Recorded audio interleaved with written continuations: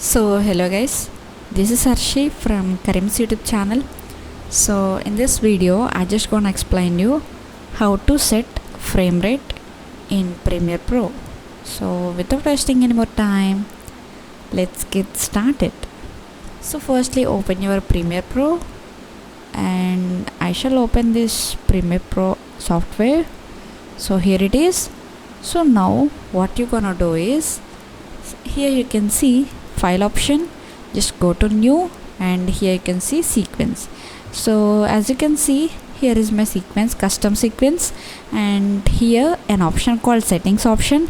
So in settings option you can see time code, and here there are lot of frame rates are available, like 30 frames, 60 frames, 15 frames, etc. So this is how we can set custom frame rates in Premiere Pro.